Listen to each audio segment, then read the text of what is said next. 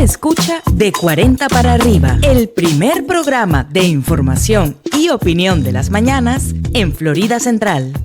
Bueno, mis queridos amigos, llegó la época de Navidad y todas las semanas vamos a estar conversando con el reverendo Gabriel Salguero. Y yo le decía al reverendo Salguero que me gustaría mucho que en el inicio de esta temporada habláramos de la vida. ¿Qué es la vida, mi querido reverendo Salguero? Buenos días, ¿cómo amaneció? ¿Cómo se siente? Buenos días, Gustavo, y bienvenido a diciembre, a la época en el mundo cristiano lo llamamos advenimiento o adviento, donde preparamos el camino para la llegada de Jesús. Usted sabe que hay una discusión eterna, y usted lo conoce porque usted es un pastor pentecostal. Evangélico pentecostal, sí. Y esta es una discusión eterna. ¿Cuándo comienza la vida? Si la vida comienza cuando fecunda el óvulo, o la vida comienza cuando la mujer da a luz y el niño da el primer grito. Es una discusión eterna porque hay personas, por ejemplo, filósofos como René Descartes, que decía que la vida se reducía al mecanismo del cuerpo y a la claridad de la conciencia.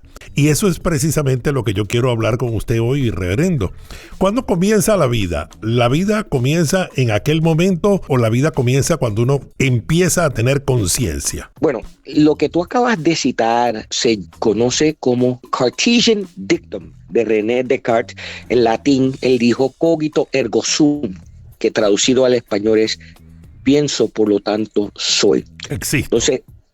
Entonces, el pensamiento de Descartes es para tú existir, tú tienes que tener razonamiento, sentido de conciencia. Para el cristianismo no es así. Para el cristianismo, aún en útero, ya tú eres considerado un ser viviente. En el libro de Job y en otros libros de la Biblia dice, mi embrión vieron tus ojos. Quiere decir que había una conexión con Dios aún cuando uno es embrión. Entonces nosotros creemos que desde el vientre ya existes como vida. La palabra griega para vida es zoe.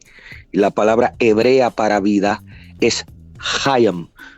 Conocerás que en muchos de los cumpleaños judíos, en los bar mitzvahs, dicen la hayam, que quiere decir felicitar la vida, a la vida. Entonces para nosotros lo que le da sentido a la vida no es necesariamente que tú tengas conciencia, porque una pregunta, Gustavo, si un niño, una niña nace un vegetal y no tiene conciencia de él mismo o de ella misma, son seres humanos, tienen valor. Para el cristiano sí. Entonces tenemos que tener cuidado de reducir la vida al intelecto o a la razón, como el filósofo Descartes. La vida lo que le da su sentido sacro o su sentido santo es que Dios la da. Bueno, desde la antigüedad este ha sido un tema de discusión, usted sabe, usted lo conoce, usted lo vive probablemente todos los días. Y cuando hablamos de todos los días es que incluso en la política actual ese ha sido un tema de división y de discusión.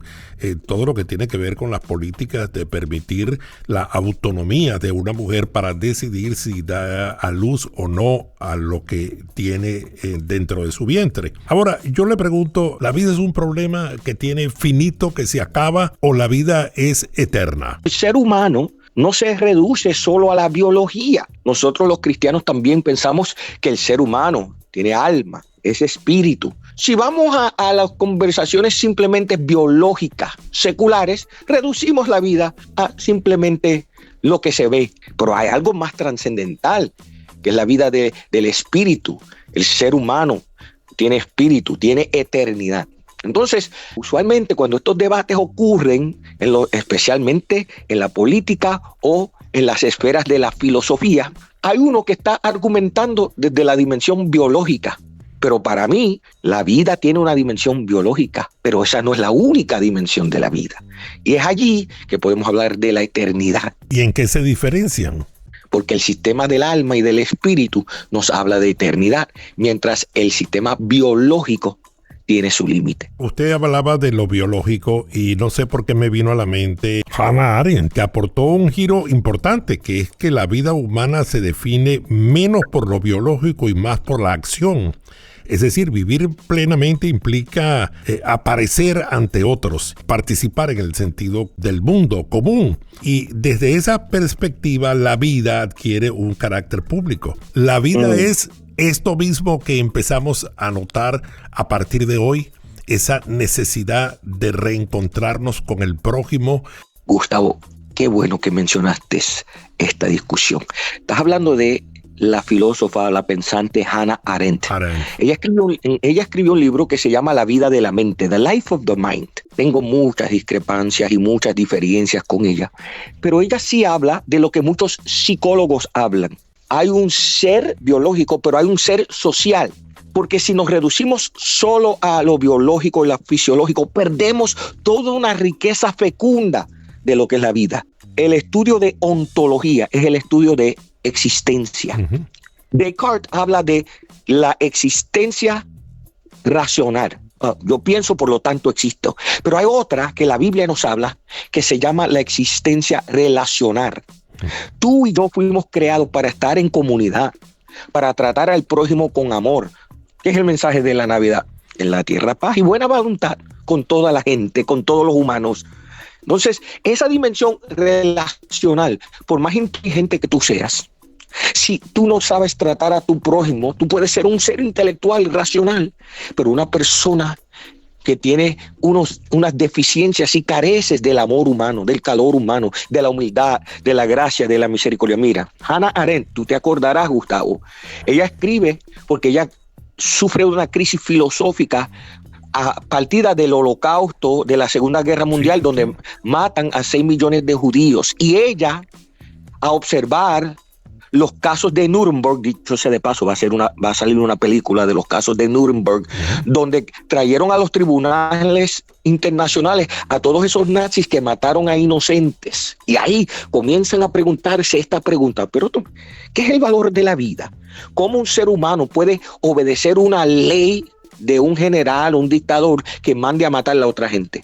Ojo, Gustavo, si vamos a hablar de la vida, tenemos que hablar de las dimensiones sociales y relacionales.